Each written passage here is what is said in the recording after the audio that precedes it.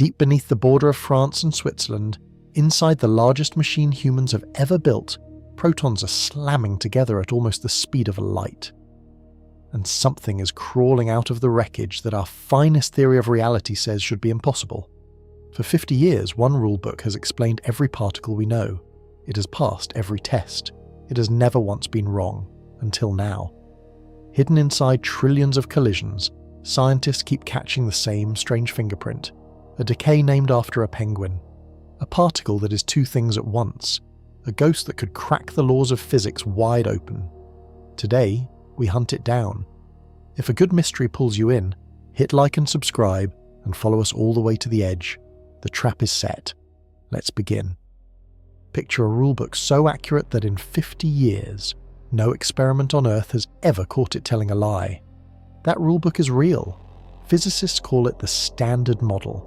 It is the closest thing we have to the source code of reality, the master list of what everything is made of and how it all fits together.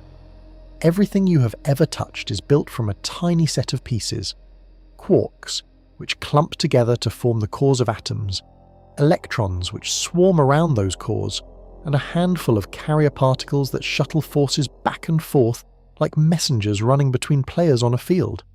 That is nearly the whole cast. Around 17 basic building blocks make up every star, every ocean, and every living thing, including you. The Standard Model does far more than name these pieces. It predicts exactly how they move, collide, and break apart. In the sharpest tests ever done, its answers match reality to better than 1 part in a billion. Picture measuring the distance from New York to Los Angeles, roughly 2,500 miles, and missing by less than the width of a single hair. That is how tightly theory and experiment agree. It also ties together 3 of the 4 great forces of nature: the force that lights up your phone screen, the force that holds the center of every atom together, and a hidden force that makes the sun burn. 3 forces, once believed to be completely separate, folded into one elegant set of equations. Scientists have spent half a century trying to smash it apart. They have collided particles at blistering speed. They have stared into the sky. They have buried detectors in deep mines and hauled them up tall mountains. Every single time the Standard Model held. It called its shots before the data arrived, and the data always obeyed. So physicists trust it completely. They also quietly dread it. A theory this flawless hides a trap. If nothing ever surprises you, you stop discovering anything new. And scientists know in their bones that this rulebook cannot be the whole story. There are things it simply refuses to explain. Enormous pieces of the universe it stays completely silent about. For a long time, that silence was easy to ignore. The winds kept coming, and one prediction towered over all the others. A single missing piece that the entire theory leaned on. A particle no one had ever seen, yet the equations insisted it had to be out there, hiding. This particle was tied to a question so basic it sounds almost childish. Why does anything have weight at all? Why is a bowling ball heavy while a beam of a light weighs nothing? The missing piece was supposed to hold the answer. Everything depended on it. Find that particle, and the Standard Model would finally be complete. Crowned the greatest theory in the history of science. Fail to find it, and 50 years of careful work could collapse like a tower with its bottom brick yanked out. By 2012, thousands of scientists and the most powerful machine ever built were closing in. Deep beneath the ground, the final trap was set and ready to spring. What they caught inside it would change how we see everything. On the 4th of July 2012, a quiet lecture hall in Switzerland erupted like a stadium. Grown scientists were crying. People had camped outside the doors overnight to get a seat. On the screen, a simple bump in a graph told the world that the last missing piece had finally been found. The Higgs boson was real. For almost 50 years, this particle had been a ghost written only in equations. Back in the 1960s, a shy British physicist named Peter Higgs had helped predict it. He suggested that empty space is not really empty. Instead, the whole universe is soaked in an invisible field, like an ocean we cannot see or feel. Here is the strange part. That invisible ocean is what gives things weight. Imagine walking across an empty room. You move freely and quickly. Now imagine wading through a swimming pool. The water drags on you, and you feel heavy and slow. The Higgs field works a little like that pool. Some particles push through it easily and stay light. Others get gripped hard and become heavy.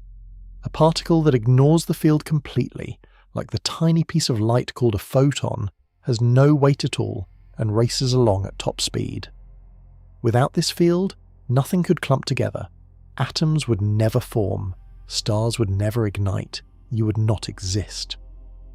The Higgs field is the reason the universe has substance instead of being a blur of weightless particles zipping past each other forever. For decades, nobody could prove the field was there. To catch it, scientists needed to knock a single ripple out of the ocean, one lonely particle that would flash into being and vanish in less than a billionth of a second. That flash was the Higgs boson. Finding it took the largest machine humanity had ever built, and trillions upon trillions of collisions. When the bump in the data finally appeared, exactly where the theory promised, it felt like the universe had signed its own confession. The next year, Peter Higgs was handed the Nobel Prize. He was almost too stunned to speak. Physicists around the world felt something close to triumph. The Standard Model was now complete. Every particle it had predicted had been caught. Every force it described had been measured. The greatest puzzle in science looked finished, the final piece pressed neatly into place. Some researchers said it out loud. Maybe this was the end of the road. Maybe the deepest secrets of matter had all been uncovered, and the job now was simply to polish the numbers. That feeling did not last, because behind the champagne and the headlines, a small group of scientists were staring at the same beautiful theory and feeling uneasy. They knew something the celebration was papering over. The Standard Model, for all its perfection, could only describe a thin sliver of what is actually out there. The particles you can see, the forces you can measure, the ordinary matter that makes up you, this planet and every star in the night sky. Add all of it together, and it accounts for only a small fraction of the universe. The rest is missing, unseen, unexplained.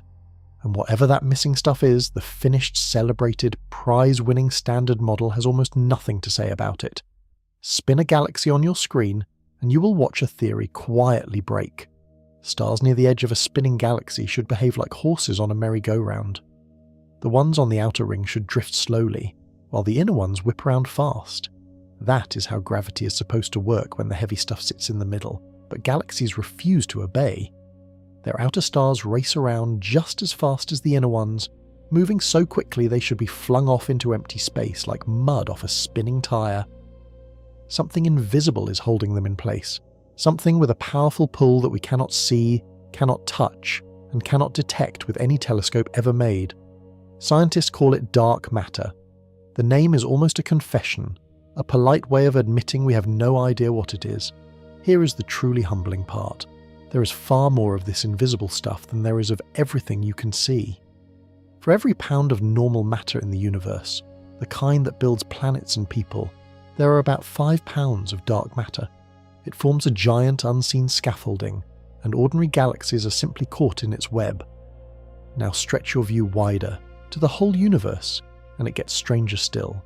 Space itself is being stretched apart faster and faster every year, pushed by a mysterious pressure nobody understands. Scientists gave that one a name too. Dark energy. Add it all up and the score is brutal. Everything the celebrated Standard Model describes, every atom, every star, every galaxy you could ever hope to photograph, makes up only about 5% of the universe.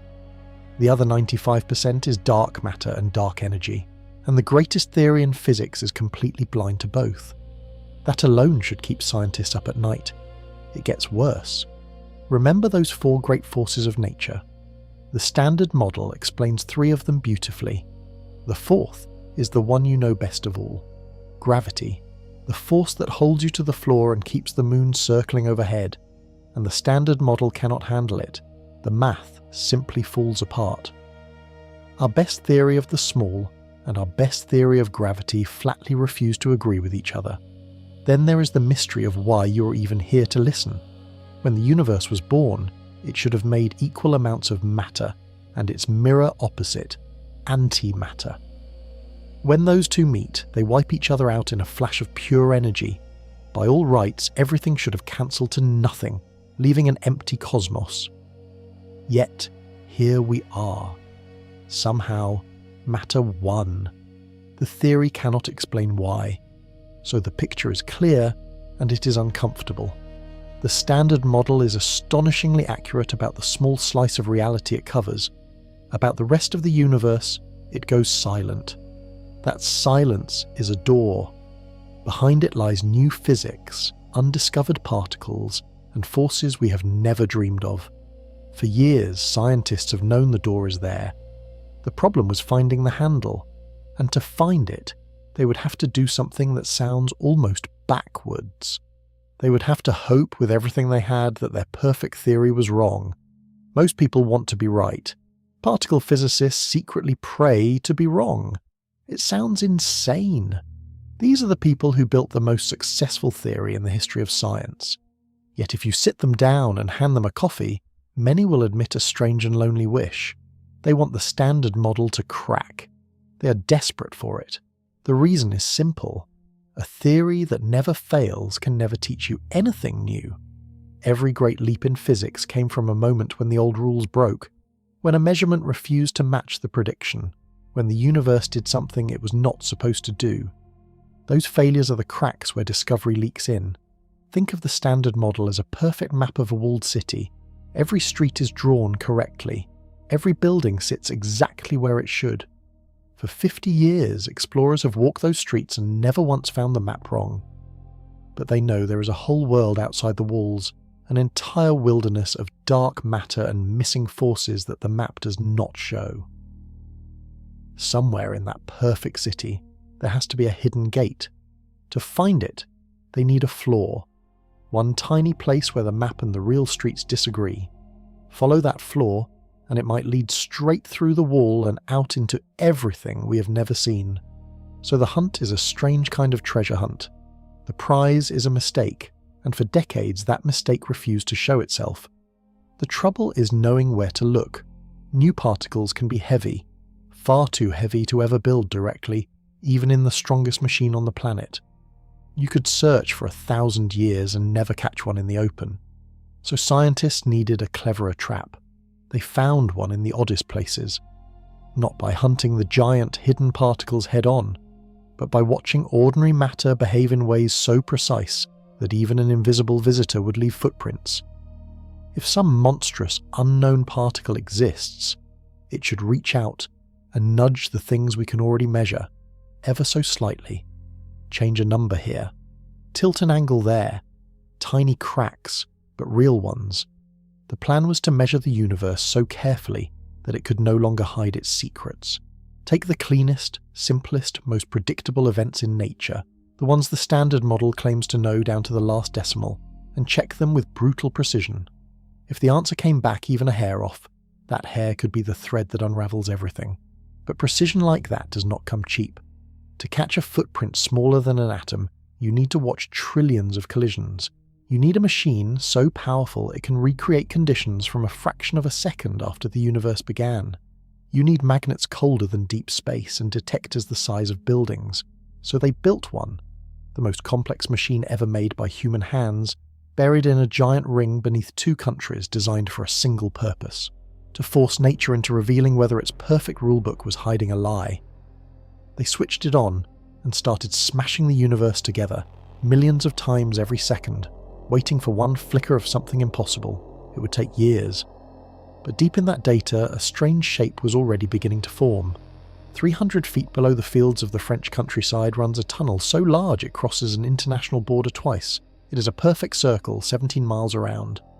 If you tried to walk it, the loop would take you across the line between Switzerland and France, and back again without ever seeing the sky. Farmers plough their fields in the sunshine above it. Cows graze lazily over it, with no idea what runs beneath their hooves, and down there, protected by hundreds of feet of solid rock, sits the largest and most powerful machine ever built, the Large Hadron Collider. Its job sounds almost too simple. Take the tiniest pieces of matter, speed them up until they are moving at nearly the speed of light, and crash them into each other head-on.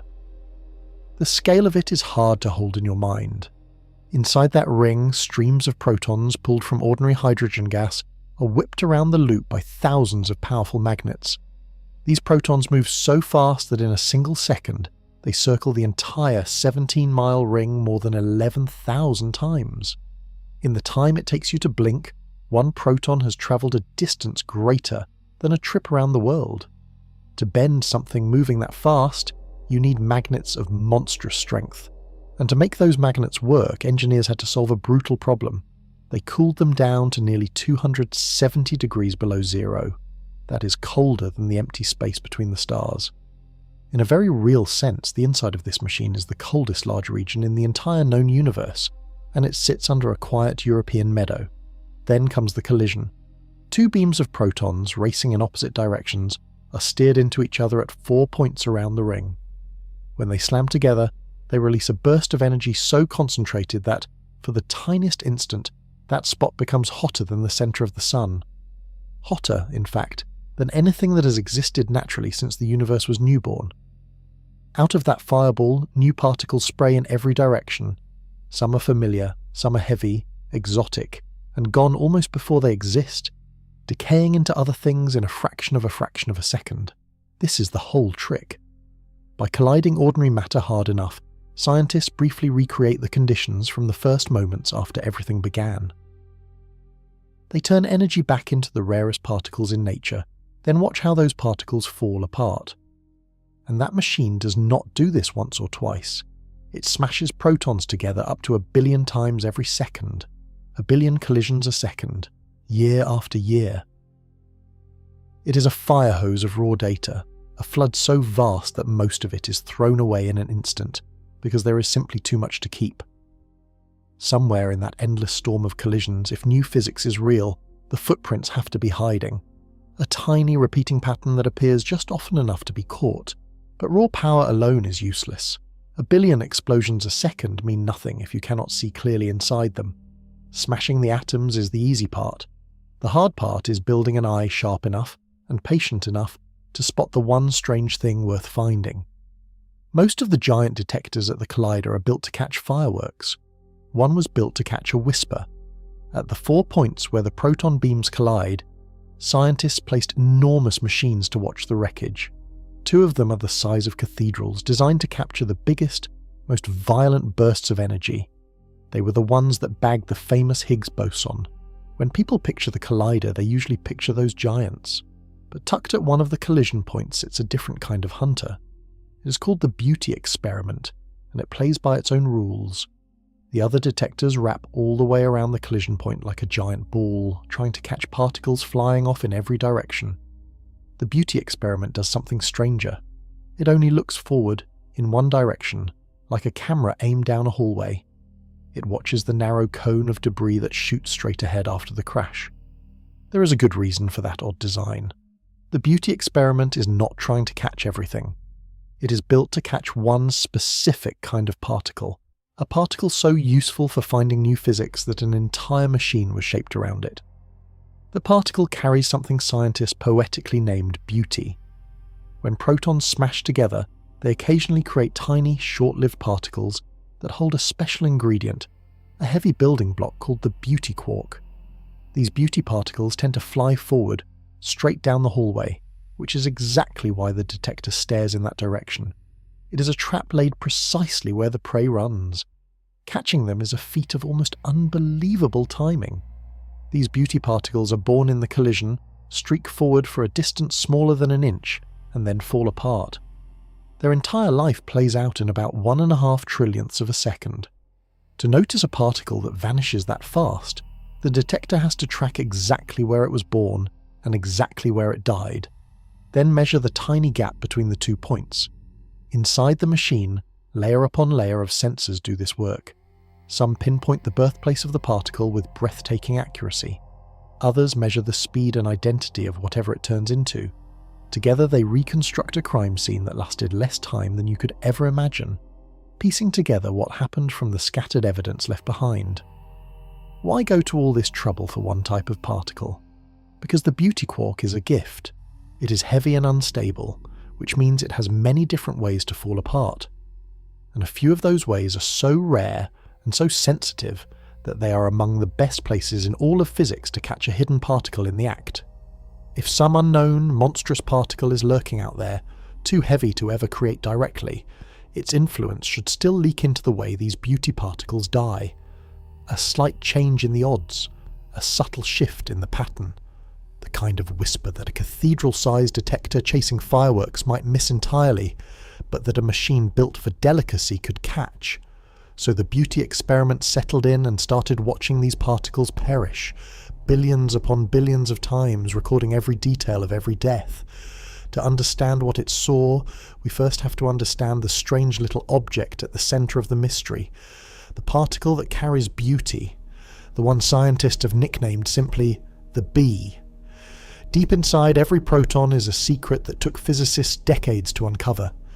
Protons are not solid balls, they're tiny bags stuffed with even smaller pieces. Those pieces are called quarks, and they are some of the most fundamental things in existence.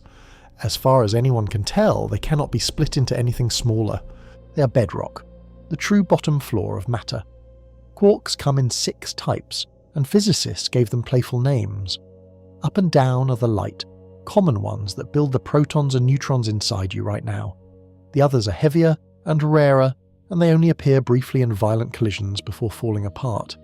Their names climb in weight, all the way up to the heaviest pair. One of those heavyweights is the star of our story, the beauty quark. The beauty quark is a giant among its kind. A single one weighs more than an entire proton, even though it is supposedly one of the small parts that build a proton in the first place. Cramming that much mass into something so tiny makes it wildly unstable. It cannot last. The moment it appears, nature starts the clock on its destruction. Quarks, though, are strange loners that refuse to exist by themselves. You will never find one drifting alone in space. They are forced to team up, and when a beauty quark pairs with a lighter partner quark, together they form a small package. Scientists call that package a B-meson. Think of the B-meson as a delivery box with something precious inside. The box itself is ordinary. What matters is the heavy, unstable beauty quark riding within it. That passenger is the whole point. This little box is fragile in the extreme. From the instant it forms, it survives for only about 1.5 trillionths of a second. To grasp how short that is, consider this. In the time it takes you to snap your fingers, a B-meson could be born and destroyed more times than there are seconds in 100,000 years. It is one of the briefest existences in all of nature. You might wonder why anyone would obsess over something so tiny and so short-lived. The answer is beautiful in its own way. It is precisely because the beauty quark is so heavy and so unstable that it becomes such a powerful tool. Heavy, jittery things have many possible ways to fall apart, and a few of those ways are extraordinarily rare, happening only once in a great while. Rare events are where hidden secrets hide. When something almost never happens, even the faintest outside influence can tip the odds in a way you can actually notice. A common event drowns out any whisper of new physics. A rare one lets it ring clear. So scientists do not really care that the B-meson exists. They care about the exact moment it stops existing. They want to watch, in obsessive detail, the split second when that little box breaks open and its beauty quark transforms into something else, spraying out a shower of new particles. Because among all the ordinary ways a B-meson can die, there is one particular death that is strange, rare, and almost impossibly revealing. A decay so unusual that physicists gave it one of the oddest names in all of science. They call it the penguin. There is a decay hiding inside particle physics that is named after a flightless bird, and the story of that name is almost as strange as the physics itself. Back in the 1970s, a young physicist lost a bet in a bar. The wager was that he had to work the word penguin into his next scientific paper. He struggled for weeks. Then, while sketching the diagrams that describe how particles transform, he noticed something. The lines and loops he was drawing, if you squinted, looked a little like a penguin standing upright. The name stuck, and it stuck to one of the most important processes in modern physics. To see why a penguin decay matters so much, you have to understand what these diagrams show. When a particle falls apart, it does not simply crumble, it transforms through a chain of tiny steps following strict rules. Physicists draw those steps as little maps of arrows and loops, tracking exactly what turns into what. Most decays are straightforward. A heavy quark spits out its extra energy and drops down into a lighter quark, releasing a couple of particles as it goes. Simple, direct, a short trip from one state to another. The penguin decay is different, and its difference is everything. In this rare death, the beauty quark cannot simply drop straight down into the particle it wants to become. The direct path is forbidden by the rules of nature, so instead, it takes a bizarre detour. For the briefest instant, it flickers into a temporary ghostly loop, borrowing heavy particles out of nowhere, letting them exist for an impossibly short flash before they vanish again and the decay completes. That loop is the heart of the mystery. And to understand why physicists get so excited about a little loop, picture a locked room with a keyhole. Imagine you cannot enter the room. You cannot see who is inside. But there is a keyhole in the door, and every so often a shadow passes across the light coming through it. You cannot see the person casting the shadow, yet from the shape and timing of that shadow, you can figure out an enormous amount about who is in the room. The quantum loop in a penguin decay is that keyhole. Inside the loop, for a flicker of time, particles appear that are far too heavy to ever create in the open. They exist only in that borrowed instant, then disappear. But while they are there, they shape how the decay unfolds. They cast a shadow. And here is the thrilling part. The rules say that any particle can pass through that loop, even ones we have never discovered. If some unknown, monstrous particle exists somewhere out in the dark, it too can flicker through the keyhole. When it does, it changes the shadow. It nudges the odds of the decay. It shifts the angles of the particles that fly out. This makes the penguin decay one of the finest traps ever found in nature. You do not need to build the giant hidden particle. You just need to watch the keyhole, carefully enough, for long enough, and wait for a shadow that should not be there. For years, that is exactly what scientists did. They watched B. Messens die this rare penguin death over and over, measuring every detail. Then one day, the shadow moved the wrong way. Empty space is not empty. It is boiling. This is one of the strangest truths in all of physics, and you have to accept it to understand the trap that caught our mystery. Down at the smallest scales, nothing is ever truly still. What looks like perfect emptiness is actually a churning sea, with tiny particles constantly popping into existence and vanishing again, faster than any instrument could ever hope to freeze in place. They are called virtual particles, and they live on borrowed time. Nature has a peculiar loophole in its accounting. For an incredibly brief instant, a particle is allowed to appear out of nowhere, so long as it pays the energy back almost immediately. The heavier the particle, the faster it must vanish. A light particle can linger a little. A monstrously heavy one flashes in and out so quickly it barely counts as existing at all. It sounds like a cheat, and in a way it is. But this flickering foam is real, and its effects have been measured countless times. It is one of the most tested ideas in science. Now bring this back to the penguin decay. Remember that ghostly loop, the detour the beauty quark takes as it transforms? That loop is built entirely out of these borrowed virtual particles. For a fleeting instant, heavy particles wink into being inside the loop, do their work, and disappear before the universe notices the debt. And this is where the magic happens. The rules of nature do not care whether we have discovered a particle or not. If it can exist, it is allowed to flicker through that loop. That includes particles far too heavy to ever build directly, particles that a collision could never create in the open, no matter how much energy you pour in. Picture a heavy bowling ball you can never lift. You cannot pick it up. You cannot even see it. But if it rolls past on the far side of a thin wall, you feel the floor tremble. You know it is there from the vibration alone. A virtual particle in the loop is like that unseen bowling ball. It never appears in the open, yet it leaves a tremor in the numbers. So even a particle 100 times heavier than anything the collider can produce can still reach into the penguin decay and change it. It can shift how often the decay happens. It can tilt the directions the final particles fly. Its fingerprints get pressed into the results, faint but real, without the particle ever showing its face. This is why rare decay is a treasure. In a common event, the flood of ordinary activity buries any faint tremor. But in a rare penguin decay, The ordinary contributions are already tiny, so any strange visitor flickering through the loop stands out, like a single wrong note in a very quiet room. For decades, scientists have used this trick to hunt for the undiscovered. They measure a rare decay with punishing precision. They compare it to what the standard model predicts, assuming only known particles pass through the loop. If the numbers match, the room is empty. If the numbers are off, something unknown is flickering in the dark. For a long time, the penguin decay behaved. The measurements matched. The room seemed empty. Then scientists zeroed in on one very specific way a B meson dies. A rare decay with a very clean signature. And when they looked closely at the particles it left behind, the counting began to feel wrong. Out of all the ways a beauty particle can die, scientists chose to obsess over one exact death, because it is almost surgically clean. Here is what happens. A B meson, that tiny box carrying its heavy beauty quark, falls apart through the rare penguin path. When the dust settles, 4 particles come flying out. 2 of them are ordinary leftovers, the kind of debris you would expect. The other 2 are the stars of the show, and we will get to them in a moment. The 2 ordinary pieces are called a kaon and a pion.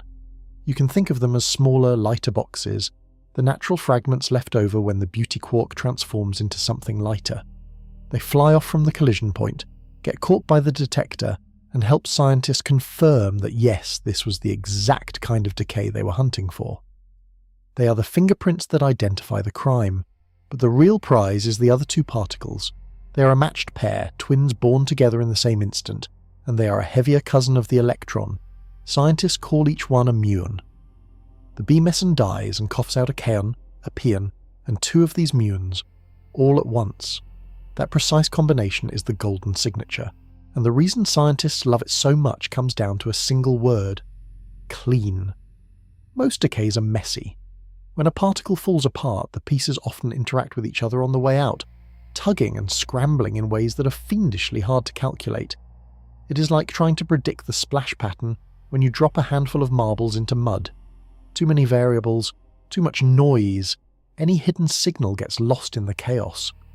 This particular decay avoids most of that mess. The theory behind it is unusually solid, which means scientists can predict what should happen with real confidence. And when your prediction is sharp, even a tiny disagreement becomes impossible to ignore. A clean measurement is a loud measurement. If reality strays from the forecast, you know it is a real crack, and not just fog in the calculation. There is one more thing that makes this decay special. It is staggeringly rare. Out of roughly 1 million B mesons, only about 1 will die in this exact penguin way, releasing that precise shower of a kaon, a pion, and 2 muons. It is 1 in 1 million, an event so uncommon that finding even a handful of them is a triumph of patience. That rarity is a feature, not a flaw. Remember, rare decays are the quietest rooms in physics, the places where a hidden whisper can finally be heard. A 1 in 1 million death is exactly the kind of stage where an undiscovered particle, flickering through the loop, could reveal itself. So scientists set out to collect these rare deaths, one by one, and study them with obsessive care. They recorded where the particles came from. They recorded how much energy they carried. And most importantly of all, they recorded the directions the particles flew. Because it turns out the secret is not just that these muons exist. The secret is written in where they go, the exact angles at which those 2 twin muons shoot away from the wreckage. Those angles were about to tell a story the standard model never predicted. There is a particle raining down on you right now, punching through your body, and you have never felt a single one. It is called the muon, and it is one of the strangest members of nature's family. To understand it, start with something familiar. The electron, that tiny speck of matter that swarms around every atom and powers every electric current. The muon is its heavier cousin, almost an identical twin, with one dramatic difference. It is about 200 times heavier. That extra weight changes everything about how it lives and dies. Nobody knows why the muon exists. This is one of the quiet embarrassments of physics. The universe seems to have built a second, chunkier copy of the electron for no obvious reason, and then a third, heavier version on top of that. When one of the great physicists of the 20th century first learned about the muon, He reportedly asked, in frustration, who ordered that. Almost a century later, we still cannot answer him. The Moon is also doomed from birth. Unlike the electron, which is stable and can last forever, the Moon is desperately unstable. Left on its own, it survives for only about 2/millionths of a second before falling apart into lighter particles. Blink, and billions of muons have lived and died. Yet despite that flicker of a lifetime, muons are everywhere. High above your head, particles from deep space are constantly slamming into the top of the atmosphere. Those crashes create showers of muons that come raining down toward the ground at nearly the speed of light. Right now, as you listen, hundreds of them are sailing straight through your body every minute, passing through skin and bone as if you were made of empty air. You never notice. They are gentle ghosts here and gone. For scientists, the muon is a gift. Because it is heavy and charged, it leaves a clear, bold track when it flies through a detector. Other particles can be faint and easy to confuse. A muon announces itself. It is one of the easiest particles to spot and one of the hardest to fake. When a detector sees a muon, it can trust that a muon was really there. That reliability is exactly why the penguin decay we care about is so precious. It produces two muons at once, a clean matched pair, easy to catch and easy to trust. In the messy chaos of a billion collisions a second, those two bold muon tracks stand out like a pair of bright headlights cutting through fog. So the beauty experiment learned to hunt for that signature. A kaon, a pion, and two unmistakable muons, all born from the same dying beauty particle. Every time that pattern appeared, scientists knew they had caught another one of the rare penguin deaths they were searching for. But catching the muons was only the beginning. The muons themselves were behaving exactly as expected. They looked completely normal. The secret was hiding somewhere subtler. It was hiding in geometry. In the precise directions those two muons chose to fly as they burst out of the wreckage, and in the angles they carved through space. Measure those angles across thousands of decays, and a hidden pattern begins to emerge. A pattern the standard model makes a very specific, very confident prediction about, and that prediction was about to be tested against reality. When a bee meson dies in its rare penguin way, the particles that fly out do not scatter randomly. They dance. This is the key that unlocks everything, so it is worth slowing down. When that little box breaks open and throws out its kaon, its pion, and its two muons, those particles do not just spray in whatever direction they please. They come out following a hidden choreography, set by the deep rules of how the decay unfolds. There are favoured directions and unfavoured ones, certain angles that the particles love and certain angles they avoid. The standard model predicts that choreography in exquisite detail. It says, with real confidence, how often the muons should fly this way versus that way. It maps out the whole dance in advance, angle by angle, like a director who has already blocked every step before the performers arrive on stage. Scientists gave one particular part of this dance a plain technical name. It measures a specific relationship between the angles the particles choose as they leave. You do not need the name, just what it means. It is a single number that captures the shape of the dance.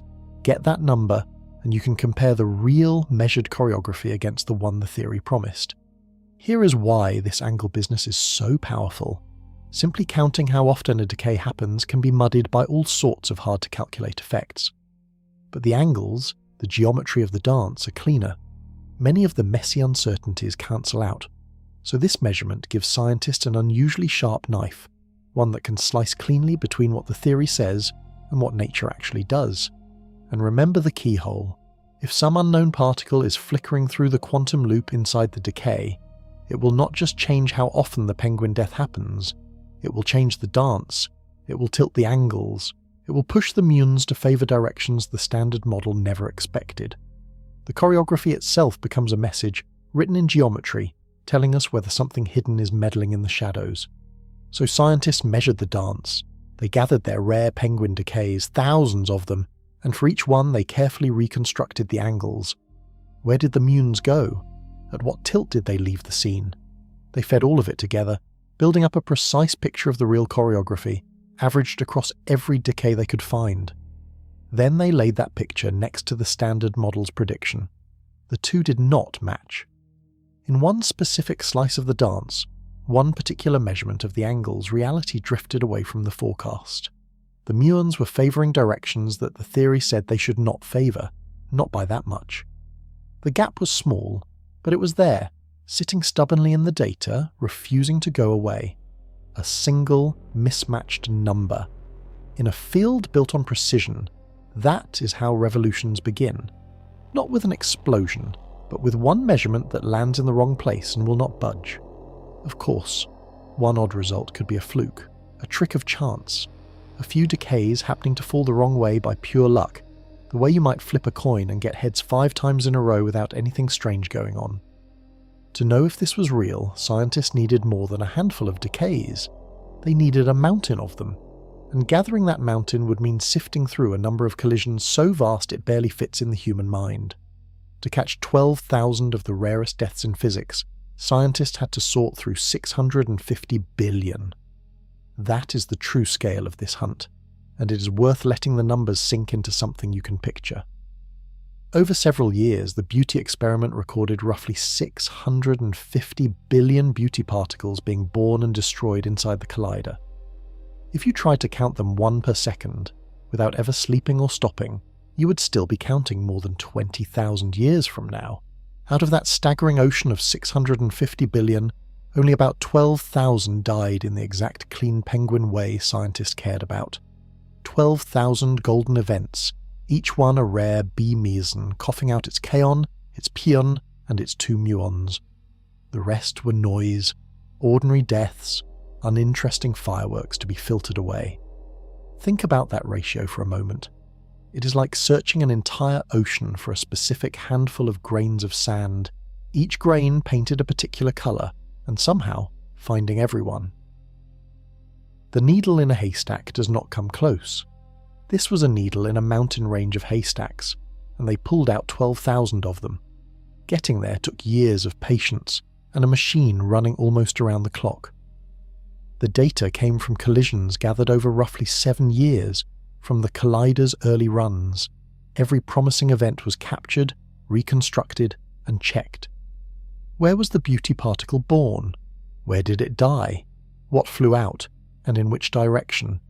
Each of the 12,000 golden decays had its full story pieced back together from the scattered evidence. Only with a mountain that big could scientists trust what they were seeing. Remember, a small number of decays could easily lie. Flip a coin 10 times, and a weird streak means nothing. Flip it 10 million times, and even a tiny bias becomes impossible to hide. The same logic drives this whole search. One strange decay is a shrug. 12,000, all leaning the same subtle way, is a signal, and that is exactly what emerged. A scientist combined all 12,000 penguin deaths and measured the dance of the particles flying out. The strange tilt in the angles did not wash away. It held. Across thousands upon thousands of decays, the muons kept favouring directions the standard model said they should avoid. The mismatch was small, but it was steady, and it refused to melt back into the noise. This is what separates a real hint from a daydream. A fluke fades when you add more data. It gets swallowed by the crowd. But this deviation grew firmer as the pile of evidence grew taller. The more decays they threw at it, the more stubborn the disagreement became. Still, scientists are a careful, almost paranoid bunch, and for good reason. The history of physics is littered with exciting bumps in the data that looked thrilling, and then evaporated. So a stubborn mismatch, on its own, is not enough to shake the world. Before anyone can claim they have cracked the greatest theory in science, they need to answer one cold, hard question. How likely is it that this whole thing is just an accident of chance? There is a way to measure that. A single number that tells you exactly how seriously to take a result. And when scientists calculated it for this strange penguin anomaly, the answer made the whole field sit up straight. In physics, there is a single number that decides whether you have found a treasure or fooled yourself. Scientists call it sigma. It sounds intimidating, but the idea behind it is something you already understand from everyday life. Sigma is a measure of surprise. It answers one simple question. If nothing unusual were really going on, How easily could pure luck have produced the result I am seeing? Think about flipping a coin. Flip it 4 times and get 4 heads in a row. Mildly surprising, but it happens all the time. You would not call a news conference. Now flip it 20 times and get 20 heads in a row. Suddenly you're staring at the coin, certain something is rigged. That gut feeling, that shift from shrug to suspicion, is exactly what sigma measures. The higher the sigma, the harder it is to explain your result as a simple accident. A low sigma means the universe could easily have handed you this by chance. A high sigma means chance is running out of excuses. For the strange penguin anomaly, scientists crunched the numbers and landed on a result of about 4 sigma. To translate that into plain terms, it means the odds of this pattern appearing by pure luck, with no new physics behind it, are roughly 1 in 16,000. 1 in 16,000. Picture filling a large football stadium with 16,000 people, then blindly picking one single person out of the entire crowd. The chance that this anomaly is just a random accident is about the same as guessing that one exact person on your first try. It is not impossible, but it would be a remarkable stroke of luck. When that number came back, excitement rippled through the field. 4 sigma is not something physicists shrug off. It is the kind of result that gets people booking flights to conferences and staying up late rewriting their theories. It sits right on the edge of serious, the border between a curiosity and a discovery. And this was no lonely, isolated blip. This particular anomaly had a history. Similar strange tilts had shown up before in related decays, each one whispering the same hint. Now here was a clean, powerful measurement, landing at 4 sigma, pointing in the very same direction as the earlier clues. The pieces were starting to line up into a pattern, and the pattern was pointing away from the standard model. One of the scientists leading the work described the result as among the most significant to come out of the collider in years. That is careful, measured language for something that clearly had the team electrified. When physicists start using words like significant and compelling, you know the coffee's getting cold and the arguments are getting loud. So this is it. A crack in the greatest theory ever built. A 1 in 16,000 fluke, or the first real sign of a new particle. Time to celebrate, surely. Not quite. Because 4 sigma, as thrilling as it sounds, does not clear the bar. In particle physics, there is a stricter, almost unforgiving standard that a result must reach before anyone is allowed to shout the word discovery. And the reason that standard exists so high, so stubbornly out of reach, is a lesson written in heartbreak. Physicists refuse to celebrate a 4 sigma result, and the reason is a graveyard full of ghosts that were once just as convincing. Here is the rule that governs the entire field. To claim a genuine discovery, a result must reach 5 sigma, not 4, 5. And the jump between them is far larger than it sounds, because each step up the sigma ladder makes chance dramatically less likely as an explanation. Remember, 4 sigma meant a 1 in 16,000 chance of a fluke. 5 sigma is a different beast entirely. At 5 sigma, the odds of the result being a random accident drop to about 1 in 3.5 million. To picture the leap, imagine our stadium of 16,000 people suddenly swelling into a crowd larger than most major cities, and still being asked to pick one exact person by blind luck. That is the wall a result must clear before physicists will use the word discovery in public. Why set the bar so brutally high? Because they have been burned before, painfully, repeatedly. The history of particle physics is haunted by anomalies that looked absolutely thrilling, and then dissolved into nothing. Time and again, a strange bump appears in the data. It climbs to 3 sigma, then nudges toward 4. Excitement builds, papers pour out, theorists dream up new particles to explain it, and then more data arrives, the bump smooths away, and the whole beautiful mirage vanishes like a face in the clouds. It happens because of how randomness works. If you make enough measurements, some of them will drift far from the average by pure chance. Look at enough different decays, enough different angles, enough different corners of the data, and a few flukes at the 3 or 4 sigma level are almost guaranteed to show up somewhere. They are not signs of new physics. They are just noise wearing a convincing costume. 5 sigma is the field's hard-won defense against fooling itself. It is a promise. We will not cry revolution until the odds of being wrong are so tiny that we can sleep at night. Even the famous discovery of the last missing piece of the Standard Model, that triumphant moment in 2012, was only announced once the evidence crossed the 5 sigma line. Anything less, and the scientists would have held their tongues. So our penguin anomaly, sitting proudly at 4 sigma, lives in an agonizing middle zone. It is strong enough to be genuinely exciting. It is strong enough that ignoring it would be foolish, but it is not strong enough to declare victory. It hovers in that thrilling, uncomfortable place where physicists are close enough to a breakthrough to lose sleep over it, and too far away to claim it. 1 in 16,000 is impressive. It is also not good enough. The anomaly could still, in principle, be an unlucky roll of the cosmic dice, another ghost destined to join the graveyard. If this were the whole story, a single team seeing a single strange result, most physicists would nod politely and wait, expecting it to fade like so many before it. But this story has a twist that makes it far harder to dismiss, because the beauty experiment was not the only machine watching. Across the same Great Collider sat a second detector, built by a different team, working in a completely different way, and it had seen something eerily familiar. The strongest defense against fooling yourself is to have a stranger check your work without being told the answer.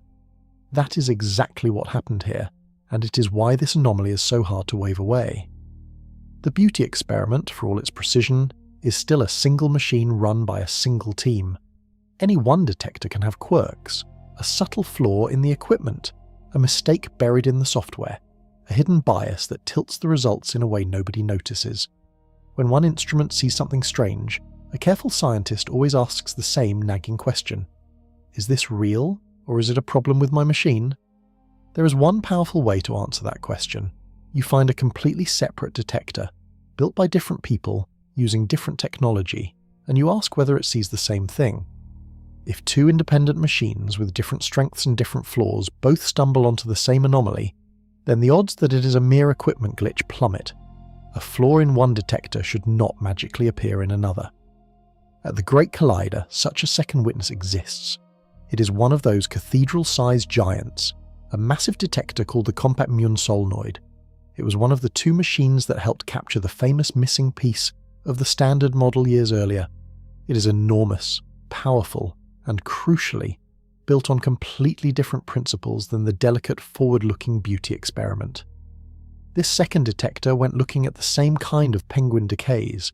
It studied how these beauty particles fall apart, measured the angles of the muons flying out, and compared the results to the Standard Model's confident prediction. It saw the same tilt. The result from the giant detector was not as sharp as the one from the beauty experiment. Its measurement carried more uncertainty, so on its own it would not have set the world alight. But it pointed in the same direction. It leaned the same way. The 2 machines, so different in design and run by separate teams, were both whispering the same strange message. The decay is not behaving the way the theory says it should. That agreement is what transforms this from a curiosity into something genuinely serious. One detector seeing an anomaly is interesting.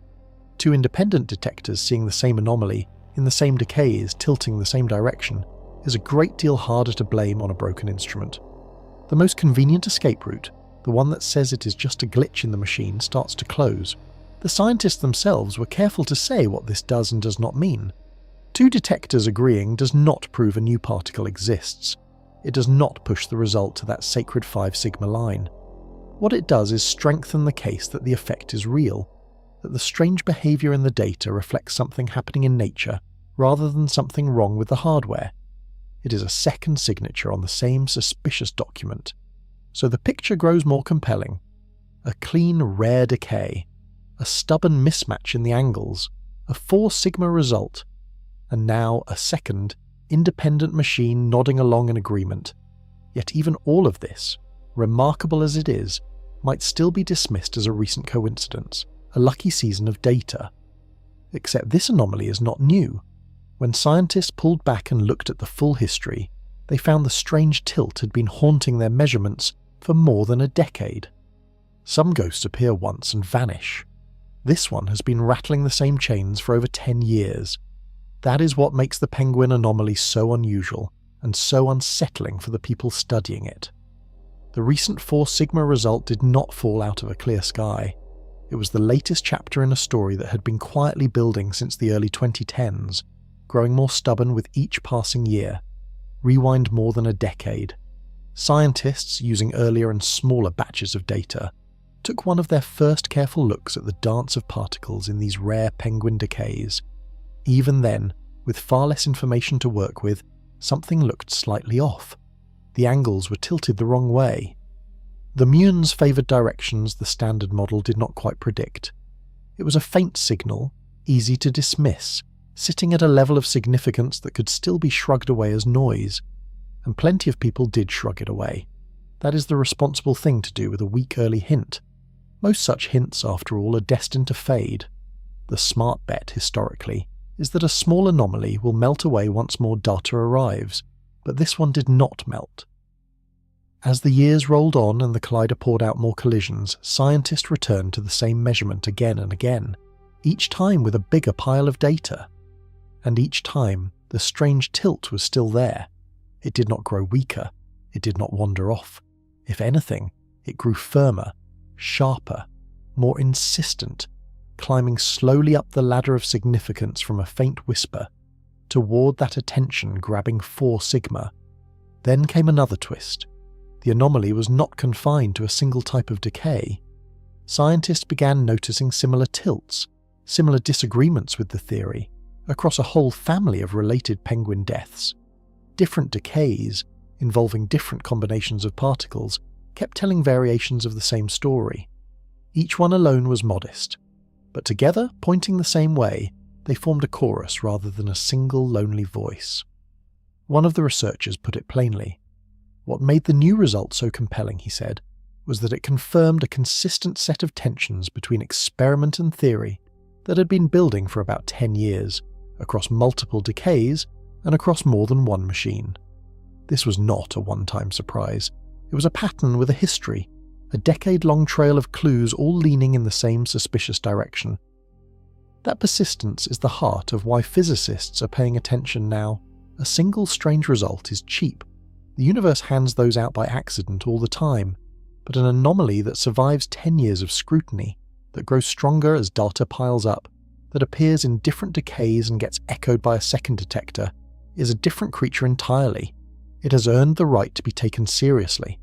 Still, earning attention is not the same as being true. Scientists have learned, through hard experience, to hold 2 thoughts at once. This anomaly is the most compelling hint of new physics in years, and it could still be wrong, because for every anomaly that grew into a genuine discovery, physics remembers others that looked every bit as convincing, survived for years, gathered believers, and then died. Recent history, in fact, holds a painful example. Another beautiful anomaly, one that thrilled the entire field and seemed poised to break the standard model, that scientists were nearly ready to celebrate. And then, almost overnight, it collapsed into nothing. For nearly a decade, a different anomaly had the entire field convinced the standard model was finally about to fall. It lived in the same corner of physics as our penguin mystery, in the way beauty particles die. But it asked a sharper question. It asked whether nature plays favourites. Remember the muon, the electron's heavier twin? The standard model makes a bold promise about these 2 cousins. It says nature treats them as perfect equals in every way, except for their weight. When a beauty particle falls apart and has a choice of producing either a pair of electrons or a pair of muons, the theory insists it should pick both equally often.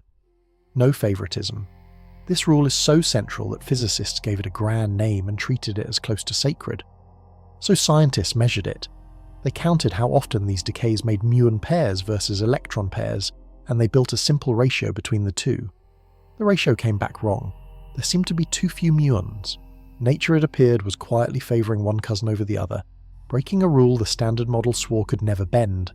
The result climbed to more than 3 Sigma, and the field caught fire. If the muon and the electron were truly being treated differently, it would mean a new force reaching out to touch one and not the other. It would be a crack straight through the theory's foundation. The excitement was enormous. Hundreds of papers poured out. Theorists sketched new particles to explain the imbalance. For years, this was the great hope, the anomaly most likely to break physics wide open. Conference halls buzzed with it. careers pivoted toward it. Then, in 2022, scientists finished a far more careful analysis with more data and a deeper understanding of their own detector. They discovered something humbling. A subtle background effect had been fooling them. Certain ordinary particles were being miscounted, sneaking into the tally and skewing the ratio. Once they corrected for it, the numbers shifted. The imbalance vanished. The ratio snapped right back to what the standard model had predicted all along. Moons and electrons were being treated as perfect equals, exactly as the sacred rule demanded. The great anomaly, the one that had thrilled a generation of physicists, simply evaporated. It was a gut punch. Years of hope, dozens of proposed particles, all dissolved by a single overlooked detail in the data. The standard model had shrugged off its most serious challenge and stood taller than ever. That collapse taught the field a brutal lesson, and it is the lesson every physicist now carries into the Penguin story. Excitement is cheap, certainty is expensive, a result can look overwhelming, gather believers for years, and still turn out to be a mirage born from a tiny mistake in the measurement. This is why the scientists studying the Penguin anomaly are so careful with their words. They have watched a very similar dream die. They know that a strange tilt in the angles, even a stubborn one, could be hiding a mundane error waiting to be found. The vanished muon ratio was one ghost, but it fell because of a flaw in the experiment, and there is another way an anomaly can die, one that has nothing to do with broken machines. Sometimes the experiment is perfect, sometimes it is the theory itself that was quietly wrong. In June of 2025, physicists watched their single greatest hope for new physics quietly close, and almost nobody's machine had made a mistake. This anomaly was a legend. It had haunted physics for more than 20 years, and it centered on the Moon once again, that busy little troublemaker. This time the clue was not about how moons are made, but about how they spin. A moon behaves like a tiny spinning magnet. Place it inside a magnetic field and it wobbles, the way a spinning top leans and circles as it turns. The speed of that wobble can be predicted with almost insane precision. But there is a twist. The constant froth of virtual particles, that boiling foam of empty space, reaches out and nudges the wobble ever so slightly. Every particle in nature, even the undiscovered ones, adds its own tiny push. So the wobble is a listening device. Measure it precisely enough, compare it to the theory, and any gap could mean unknown particles are hiding in the foam, adding pushes the standard model never counted. For over 2 decades, experiments measured that wobble and kept finding a gap. The muons seemed to spin just a hair faster than the theory predicted. As the measurements sharpened, the disagreement grew to more than 4 sigma, tantalizingly close to discovery. This was the crown jewel of anomalies, the one physicists were almost ready to celebrate.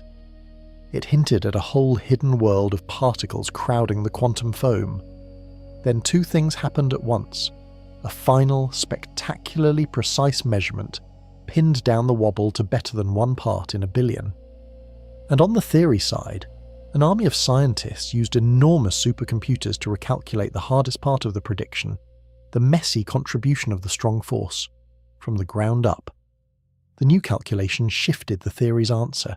It moved upward, climbing toward the measured value. And when the dust settled, the famous gap had closed. Theory and experiment now agreed. The anomaly that had thrilled physics for a generation faded to almost nothing. The experiments had been right all along, the measurements were beautiful. What had been wrong, or at least incomplete, was one fiendishly difficult piece of the theoretical calculation. For years, scientists had compared their perfect measurement against a prediction that was quietly missing part of the picture. A puzzle still lingers about the best way to compute that tricky piece, and the debate is not fully over. But the headline tension with experiment melted away. 2 great anomalies, gone within a few years of each other, one killed by a flaw in the experiment, the other dissolved by a correction to the theory. 2 very different deaths, one chilling common thread. Both looked utterly convincing right up until the moment they didn't. Now aim that lesson straight at the Penguin mystery. The strange tilt in the muon angles could be a real new particle, or it could be a ghost, waiting to die in one of these 2 familiar ways. And there is a specific boring suspect for how it might die. A corner of the standard model that is notoriously hard to calculate, exactly the kind of blind spot that fooled everyone about the muon's wobble. It hides inside the penguin decay itself, and it has a strangely charming name. Every good mystery has a dull, unglamorous suspect that everyone hopes is innocent. In the penguin decay, that suspect is named after charm. To understand it, step back inside the quantum loop, the ghostly keyhole where heavy particles flicker in and out during the decay. We have talked about unknown particles sneaking through that loop, but known particles pass through it too, all the time. That is normal. It is part of how the standard model itself calculates the decay. One of the quarks that can flicker through the loop is called the charm quark. It is a middle-weight member of the quark family, heavier than the everyday quarks in your body, lighter than the beauty quark at the centre of our story. And when charm quarks loop through a penguin decay, physicists give the process a playful name. They call it a charming penguin. Here is why the charming penguin is such a headache. The charm quark feels the strong force, the most powerful and most stubborn force in nature, the one that glues the centres of atoms together. And the strong force is brutally difficult to calculate. It does not play nice with pencil and paper. When charm quarks loop through the decay, they drag the strong force along with them, and suddenly the math becomes a swamp. This means the exact size of the charming penguin contribution is genuinely uncertain. Scientists can estimate it, but they cannot pin it down with the crisp precision they enjoy elsewhere in this decay. It is a fuzzy patch in an otherwise sharp picture, and that fuzziness is dangerous, because if the charming penguin is bigger than people currently think, it could mimic the anomaly entirely. It could push the muon angles in the very direction scientists are seeing, all on its own, using nothing but known particles and ordinary physics. If that turned out to be true, there would be no new particle at all. The exciting crack in the standard model would just be a familiar charm quark, undercounted, wearing a disguise. You can feel the echo of the muon wobble here. Remember how that anomaly died. The experiment was fine. The problem was a hard-to-calculate corner of the theory involving the strong force. The charming penguin is exactly that kind of corner. It is the strong force, tangled and messy, sitting right in the middle of the decay, defying easy calculation. So this is the sober possibility that keeps the scientists cautious. Maybe the strange tilt in the angles is not a message from some undiscovered particle. Maybe it is just the charming penguin, a boring feature of the standard model that the theorists have underestimated. It would be a quiet, deflating end to a thrilling hunt. The stakes could not be sharper. On one side sits a revolution, a genuine new particle rewriting physics. On the other sits a dull correction, a charm quark loop that theorists simply mismeasured. And the whole story hangs in the balance between them. So everything now depends on a single question. How big can the charming penguin actually be? Is it large enough to swallow the entire anomaly and explain it away? Or is it too small, leaving a gap that only something new could fill? Scientists have been fighting hard to answer that, and so far the charming penguin has an alibi problem. The boring suspect is losing its grip, and the reason comes down to a simple question of size. For the charming penguin to explain away the whole anomaly, it would need to be large. Large enough to push the muon angles the full distance we see, all by itself. So theorists set out to measure just how big this stubborn effect could possibly be, stretching their estimates to the limit. They came back with an uncomfortable answer for the boring suspect.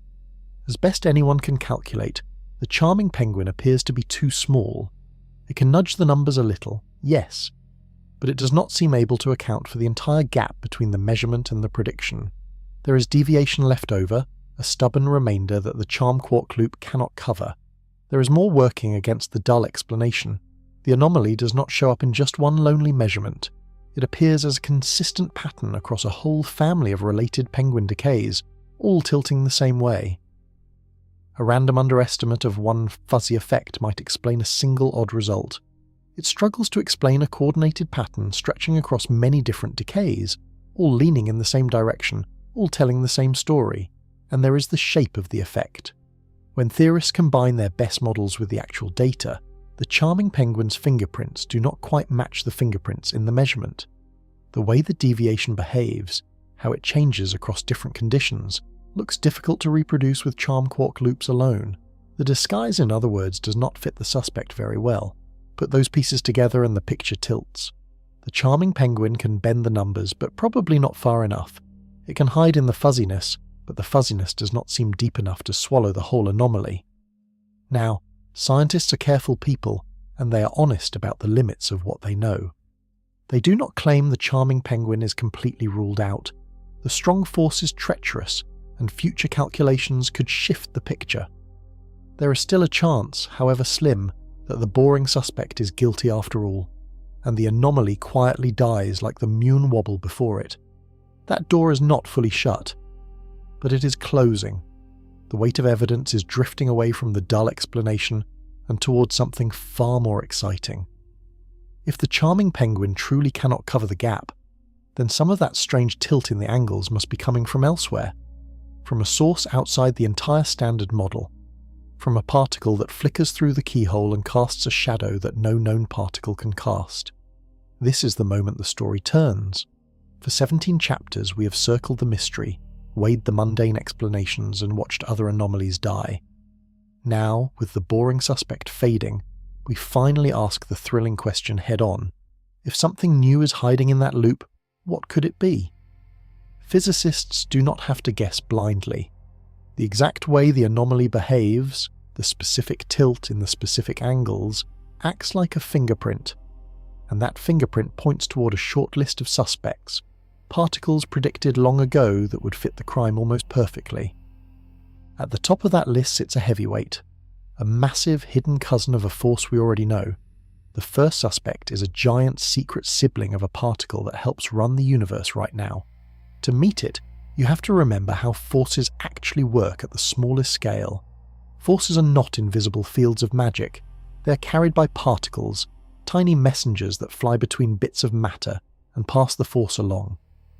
Light itself is one of these messengers, carrying the electric force, and the weak force, the hidden power that makes the sun shine, is carried by its own heavy messengers. One of those weak force messengers is a particle called the boson. It is real, well-known, and enormously heavy, weighing about 100 times as much as a proton. Scientists have made bosons by the millions and studied them inside and out. It is a familiar face, a settled part of the standard model.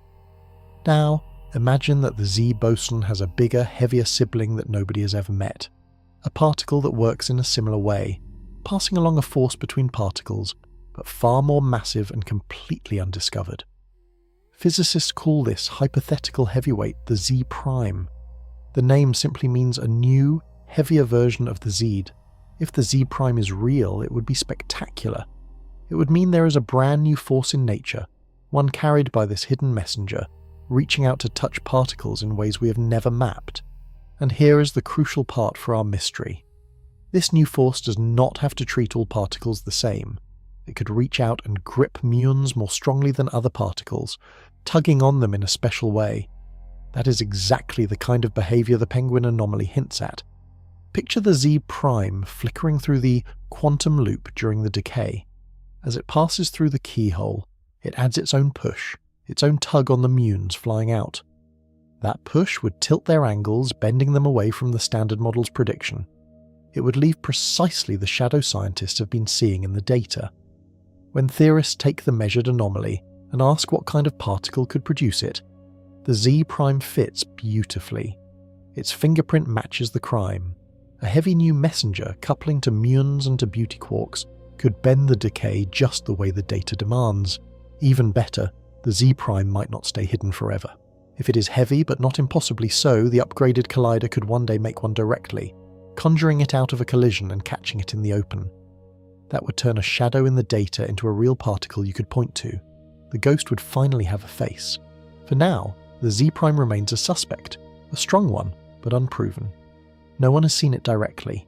It lives in the theorists' equations and in the tilt of the muon angles, waiting to be confirmed or dismissed, and it is only the first suspect, because there is a second candidate on the list and it is far stranger than a heavy cousin of a known particle.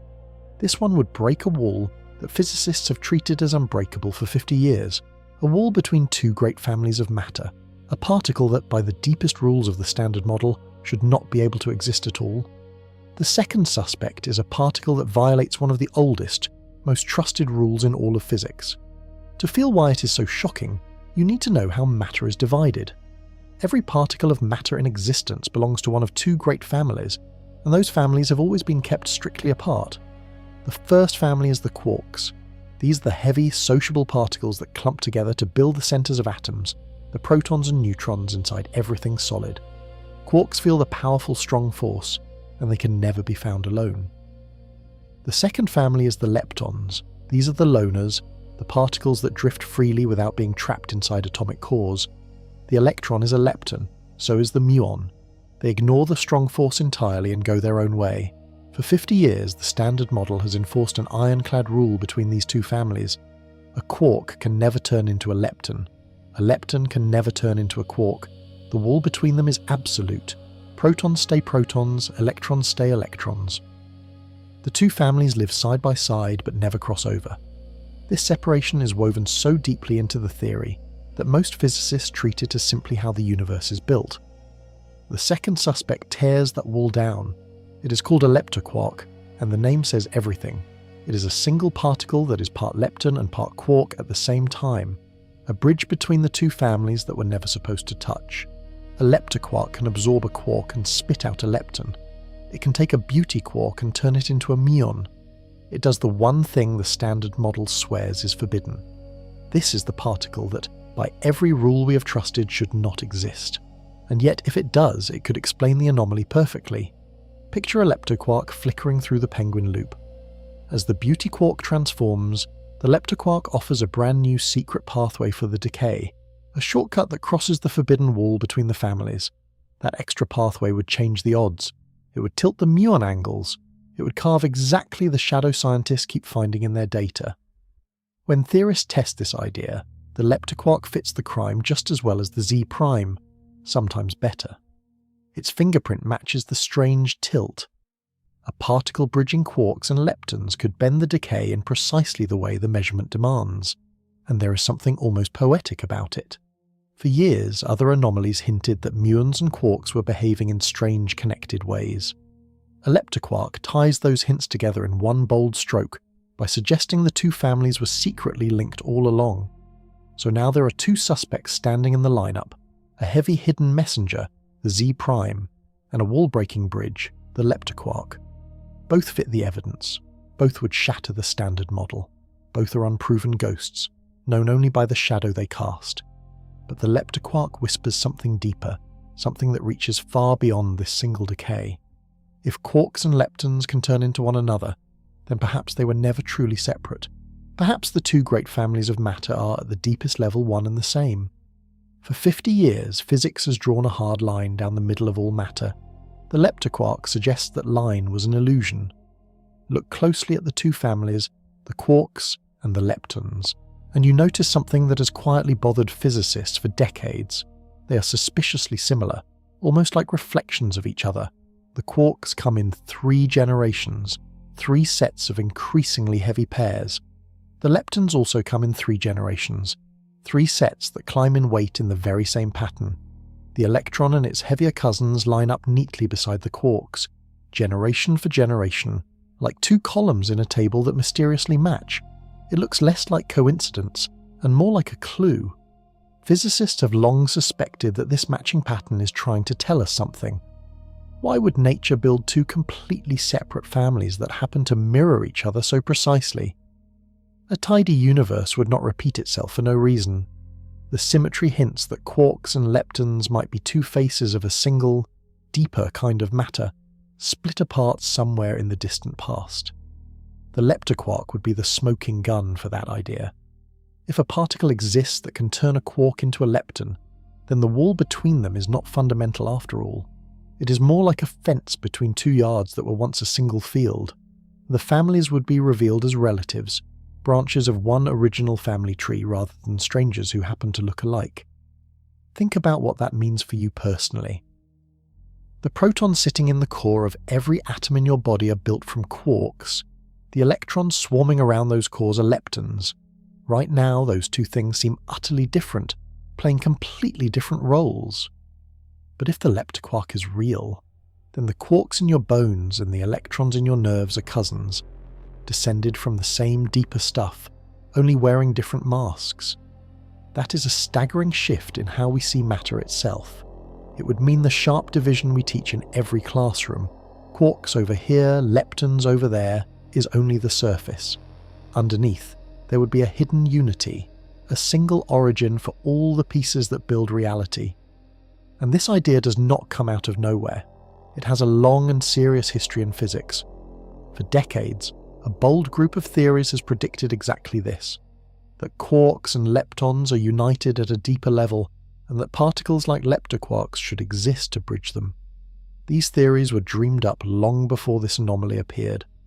The penguin measurement, if it holds, could be the first real experimental whisper that they were right all along, so the stakes of this one strange decay keep climbing. We started with a tilt in some angles, then a possible new particle, now a hint that the two great families of matter are secretly one. Each layer of the mystery opens onto something larger than the last. But the deepest layer of all is still ahead, because the idea that quarks and leptons share a common origin is a piece of a much grander dream, the oldest, boldest dream in all of physics. The dream that everything, every particle and every force was once a single thing. Physics has chased one impossible dream for half a century, and this anomaly might be the first faint sign that the dream is real. The dream is called unification. It is the idea that the universe, in all its dizzying variety, is secretly simple. That beneath the many particles and the separate forces, there is one thing, one force, one family of matter, one elegant rule that split apart long ago into the messy world we see today. It sounds almost mystical, but it is built on a real pattern. Physicists have already watched forces merge before. Long ago, electricity and magnetism seemed like two different powers. Then scientists discovered they are actually two sides of a single force, electromagnetism. Later, that force was shown to be joined with the weak force, the one that lights the sun, into a single deeper force at high energies. Piece by piece, the separate powers of nature keep turning out to be one. So physicists ask the natural next question. If two forces merged, and then three, why not all of them? Why not a single grand force that ruled the newborn universe before it cooled and cracked into the separate forces we feel today? Theories built on this idea are called grand unified theories, and they are among the most ambitious ideas humans have ever written down. Here is the beautiful part. Many of these grand theories predict that quarks and leptons must be united too, woven into one family at the deepest level, and to stitch that family together, the theories require bridge particles that can turn quarks into leptons. They require, in other words, leptoquarks. Do you see the thread pulling tight? The penguin anomaly points to a possible leptoquark, and the leptoquark is exactly the kind of particle these grand unified dreams have demanded for decades. If scientists confirm a leptoquark hiding in this decay, it would be a direct experimental clue that unification is real, a first crack of light shining through from that ancient unified world. It would be like finding a single brick from a lost city everyone assumed was a legend. That one brick would prove the city existed. A confirmed leptoquark would be that brick, evidence that the grand unified structure, dreamed about for 50 years, is actually out there. And unification is not just about tidiness. It reaches back to the very beginning of time. In the first tiny fraction of a second after everything began, the universe was unimaginably hot, hot enough that the single grand force may have reigned, undivided. As the universe cooled, that force shattered into the pieces we know. To find a leptoquark today would be to hold a fragment of that first instant in your hands, a relic from the birth of reality. This is why physicists cannot stop thinking about this anomaly. A tilt in some muon angles measured under a quiet meadow could be a thread that runs all the way back to the origin of the cosmos. But if quarks and leptons are truly united by a new bridge particle, then something else follows, something that would rewrite the most basic list in all of science. It would mean there is a force out there that you have never felt, never learned about, and never counted. A fifth force of nature. You have lived your entire life inside four forces. There may be a fifth one you have never noticed. Everything that has ever happened to you, every step, every heartbeat, every ray of sunlight, comes down to just four fundamental forces. Gravity holds you to the ground and swings the planets around the sun. Electromagnetism lights your screen, powers your nerves, and holds atoms together. The strong force glues the cores of atoms shut, and the weak force quietly runs the nuclear fire inside stars. 4 forces.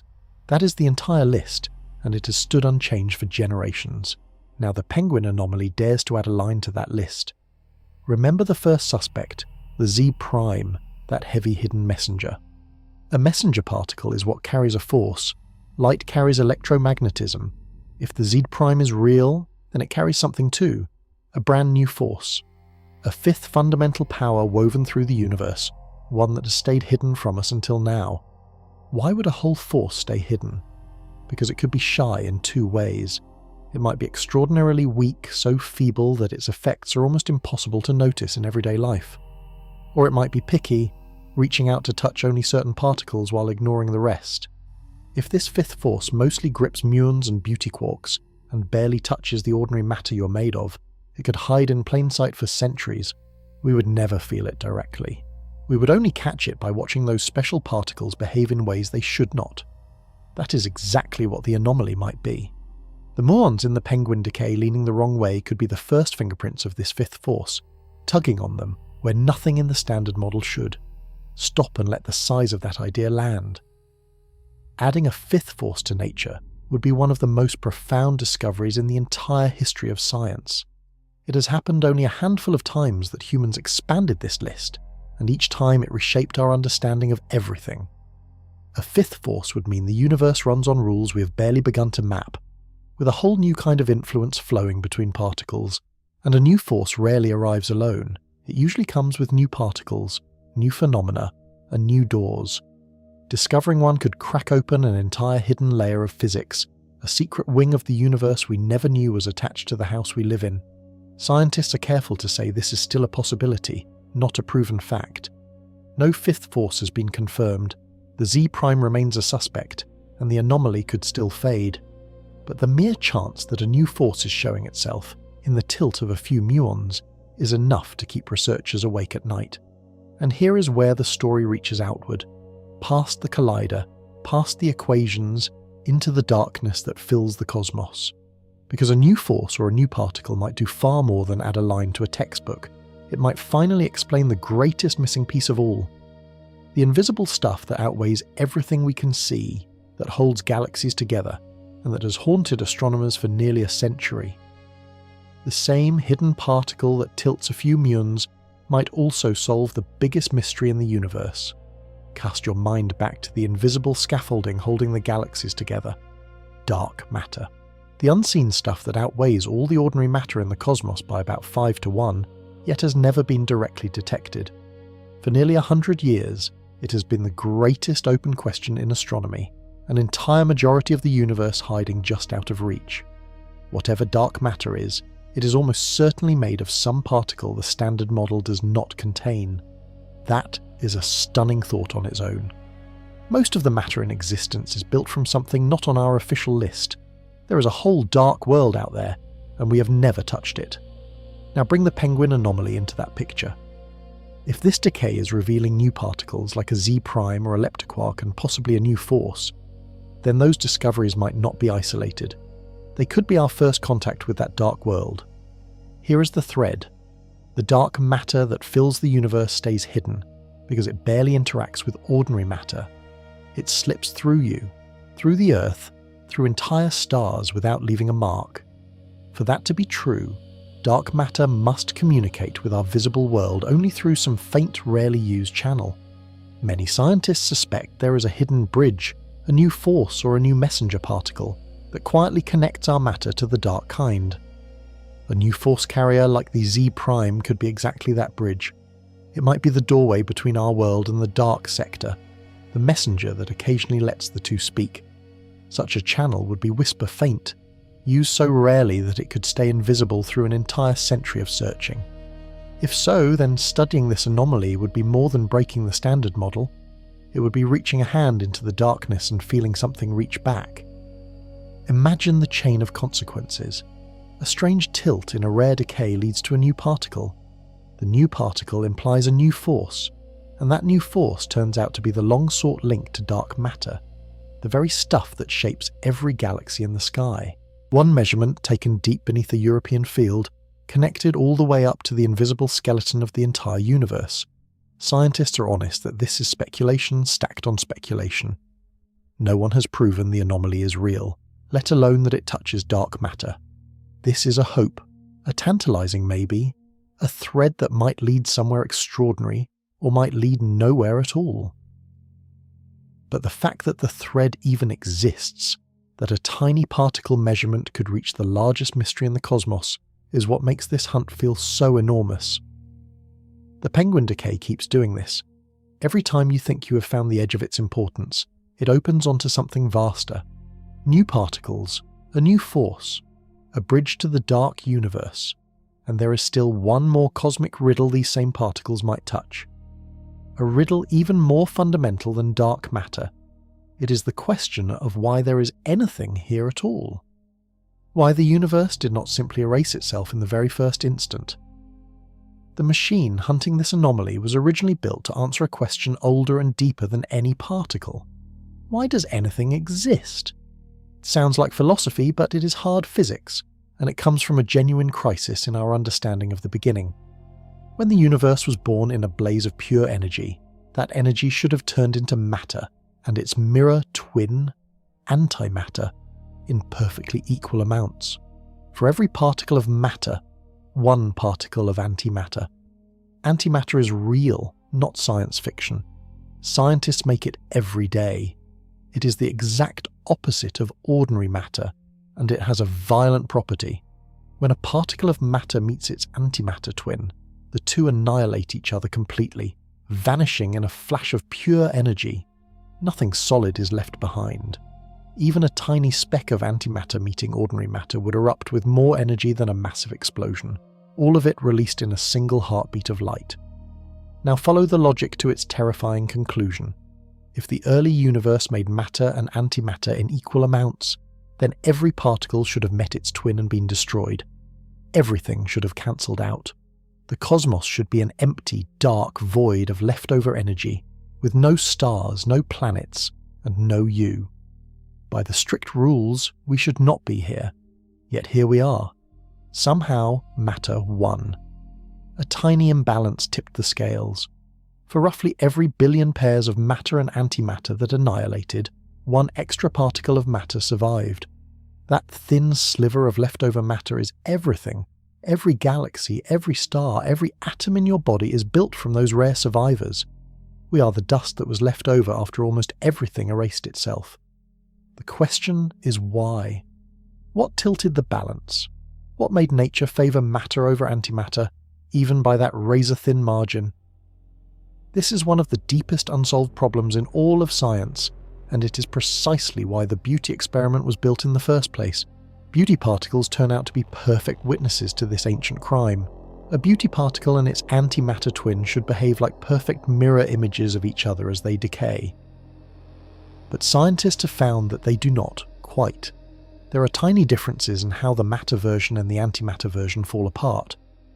Those small differences are direct clues to how nature breaks the symmetry between matter and antimatter.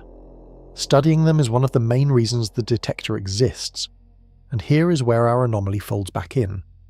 The same new particles that could explain the strange muon angles, the Z prime or the leptoquark, could also feed into these matter and antimatter differences. New physics hiding in the penguin decay might be connected to the very imbalance that let the universe survive its own birth. One family of undiscovered particles could tie together the tilt in the muons and the reason there is something rather than nothing.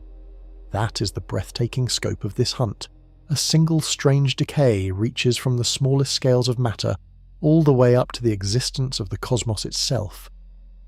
No wonder, then, that when the new 4 Sigma result was announced, the world's theorists did not politely wait. They pounced. Within a single day, the race was on, and the speed of it revealed just how much everyone believes might be at stake. Within 24 hours of the announcement, new theories began pouring out, and the speed told you everything about the stakes. When scientists revealed the 4 Sigma penguin result, they did more than share a measurement. They fired a starting gun.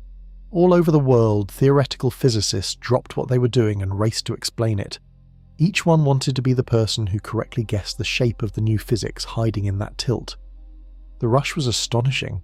In less than a single day after the result went public, 3 separate new papers had already appeared, each proposing a way that an undiscovered particle could produce exactly the anomaly scientists had seen. 3 fresh theories, written, checked, and released to the world before the announcement was even a day old. That is not the pace of a field that thinks this is nothing. That is a gold rush. And it kept going. In the weeks that followed, more papers piled on, sketching different versions of the Z prime, different flavours of leptoquark, different ways to bend the decay. Theorists pulled out models they had been nurturing for years and tested them against the new data. Some models fit, some failed. Each new paper narrowed the field a little, ruling out some ideas and sharpening others. Why the frenzy? Because a confirmed crack in the standard model would be the discovery of a generation, and the theorists who correctly predicted its shape would have their names attached to it forever. The history of physics remembers the people who guessed right before the evidence was complete. Everyone wanted a shot at that. The competition was fierce, brilliant, and open, playing out in public papers for the whole world to read. Reputations were on the line, and so was a permanent place in the history books, and every one of them knew it. But strip away the excitement and one hard truth remains. All of these theories, no matter how elegant, are still just bets. The Z prime is a bet. The leptoquark is a bet. Every clever model racing out of the theorists' offices is a guess about what nature is doing, and guesses are cheap. The universe does not care how beautiful your equation is. Only one thing can settle it. Not cleverness, not competition, not the most elegant paper. Data. More collisions, more penguin decays, more measurements, until the anomaly either sharpens into undeniable proof or fades into noise. The theorists can argue all they like, but nature holds the final answer, and nature only reveals it through evidence. And this is the part that should make you sit forward. Everything we have discussed so far, the 4 sigma result, the strange tilt, the whole thrilling mystery, was built from old data. The measurement came from collisions gathered years ago, during the collider's earlier runs, information that has been sitting in storage while scientists carefully picked it apart. That means the most important data has not even been read yet. While theorists were racing to explain the old result, the great machine beneath the meadow was not sitting idle. It had been upgraded, switched back on, and set loose to gather a fresh flood of collisions, far larger than anything used so far. A new mountain of evidence is already piling up, waiting to deliver its verdict.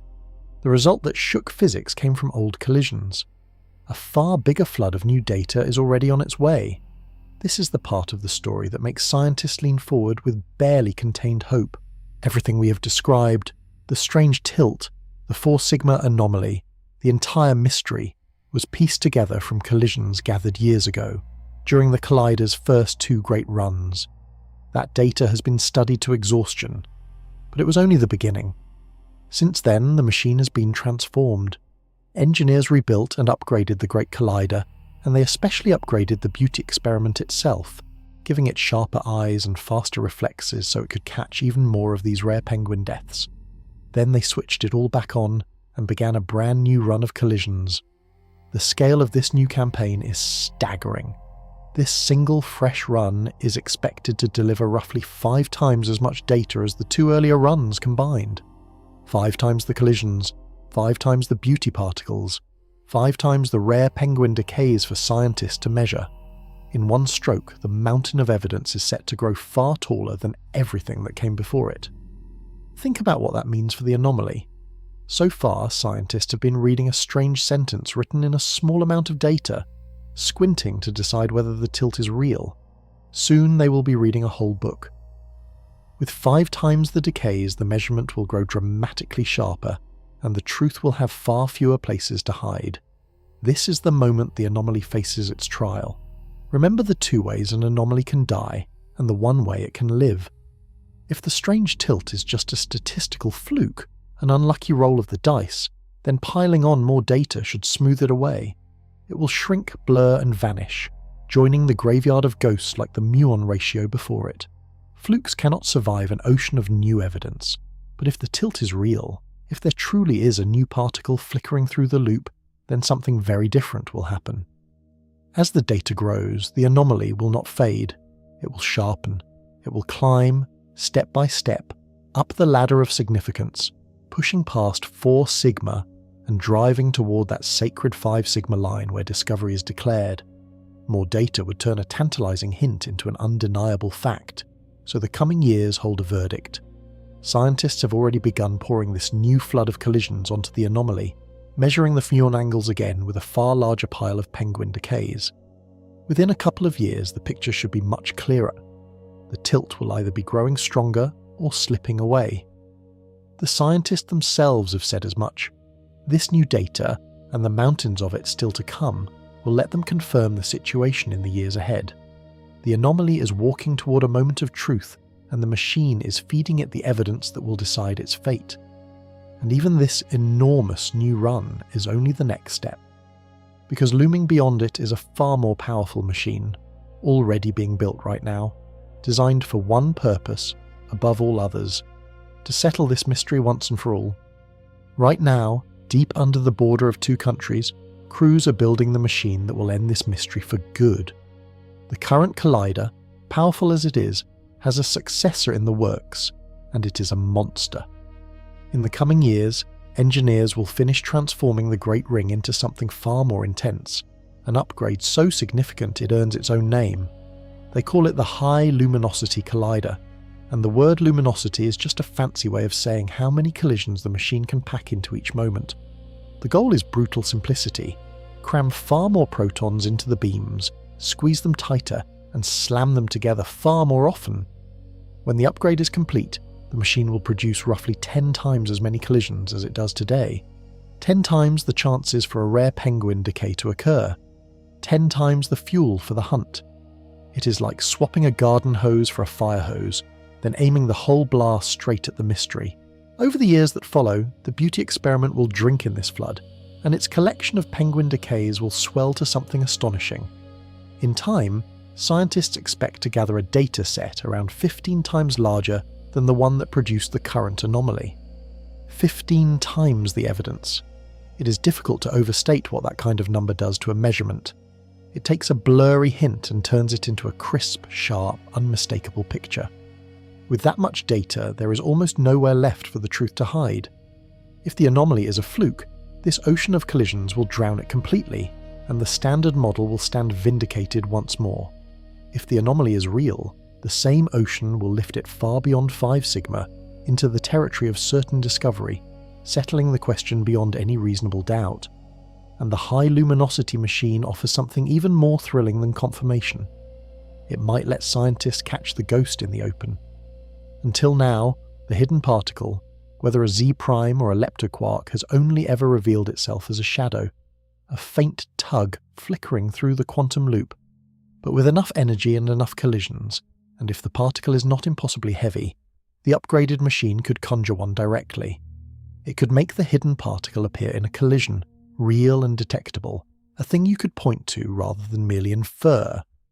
That would be the ultimate prize, not a shadow, not a statistical whisper, but the actual particle, created and caught. The suspect dragged out of the darkness and into the light, its face finally seen. This is why the mood among physicists is a strange mixture of patience and electricity. They know the answer is coming. The machine to deliver it is being bolted together as we speak. They simply have to wait and keep measuring and let the evidence accumulate until the universe is forced to confess. So the whole story now stands balanced on a knife's edge, waiting for the data to decide.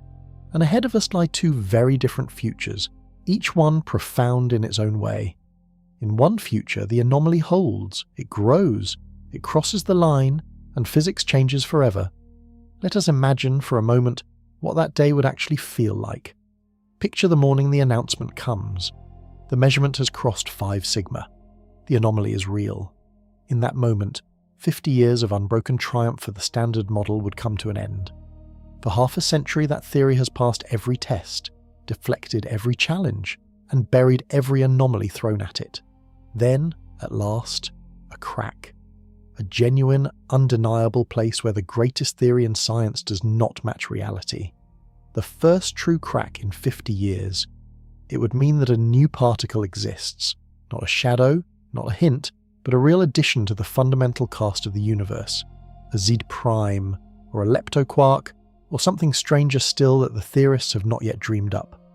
The list of basic building blocks that make up everything, the list that seemed complete when the Higgs was found, would suddenly be incomplete again. Reality would have more ingredients than we knew, and it would almost certainly mean more than one new thing. A confirmed leptoquark would suggest that quarks and leptons are secretly united, cracking open the door to grand unification and the dream of a single origin for all matter. A confirmed Z prime would announce a fifth force of nature, a brand new power woven through the cosmos. Either way, whole new branches of physics would burst into life, branches that might reach all the way to dark matter and to the reason the universe survived its own birth. Historians of science would mark it as a turning point. The last time physics was upended this deeply was a century ago, when the quantum revolution overthrew everything humans thought they knew about matter and energy, and remade the world from the ground up. That revolution gave us modern electronics, computers, lasers, and 100 technologies you use without thinking. A confirmed crack in the standard model could open an age just as transformative, launching decades of discovery as scientists rush through the newly opened door to see what lies beyond. Textbooks everywhere would need to be rewritten. Students would learn a new list of particles, a new count of forces, a new picture of what matter truly is. The neat, finished universe of the 20th century would give way to something larger and stranger. A cosmos with hidden layers we're only beginning to map. The whole of reality would suddenly feel younger and wilder, full of rooms we never knew were there, and it would touch you personally in the deepest way. The atoms in your body, the matter you are built from, would turn out to be part of a richer and more mysterious reality than anyone realized. The quarks in your bones and the particles in your blood would carry secrets connecting them to hidden forces and to the darkest corners of the universe. You would be made, quite literally, of stuff that leads to the biggest questions in existence. That is the future that waits if the anomaly holds. A revolution, a new era. The greatest leap in physics in 100 years, sparked by a tilt in a few muons measured beneath a quiet field. But there is another future, a quieter, harder one, and the true measure of these scientists is that they have already made peace with it. Because the anomaly might simply die, the strange tilt might vanish, and the people hunting it have already accepted that it could. Picture the other morning, the one nobody hopes for. The new data pours in, the measurement sharpens, and the anomaly slowly fades. The muon angles drift back toward what the standard model always predicted. The 4 sigma hint shrinks to 3, then to nothing. Perhaps the charming penguin turns out to be larger than anyone thought. Perhaps it was an unlucky roll of the dice all along.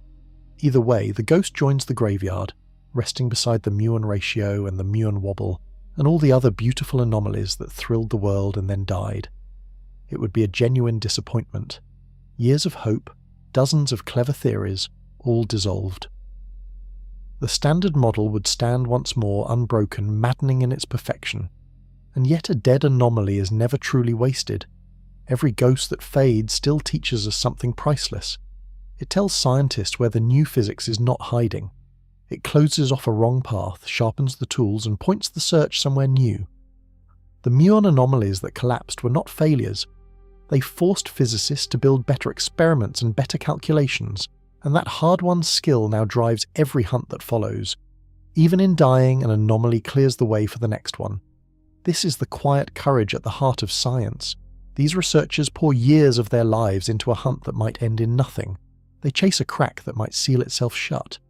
They know the odds, they remember the ghosts, and they keep walking toward the edge of the map anyway. They keep walking because of one unshakable truth. The standard model cannot be the whole story. It says nothing about the dark matter that outweighs every star. It cannot explain gravity. It has no answer for why matter beat antimatter, or why you are here at all. 95% of the universe lies beyond its reach. Somewhere out there, the door to new physics is real, even if this particular anomaly is not the handle. So whether this ghost lives or dies, the deeper hunt goes on. If the penguin anomaly holds, it could be the discovery of the century, the first crack that finally lets us out of the walled city and into the wilderness beyond. If it fades, scientists will wipe their eyes, learn what it taught them, and start searching for the next crack and the next until one of them finally gives way. Because it will give way. A theory this incomplete cannot hide its secrets forever. One day, under some quiet field or inside some future machine, an anomaly will appear that does not fade. It will climb past 5 sigma and keep climbing, and the universe will finally confess something new. Maybe it is this one. Maybe the strange tilt in those muons, measured beneath a meadow where cows graze without a care, is the beginning of the greatest scientific revolution in 100 years. The next time you look up at the night sky, remember that almost all of it is a mystery no one has solved. And remember that deep underground right now, people are smashing the universe together, searching for the crack that lets the light through. The hunt goes on, and the answer is closer than it has ever been.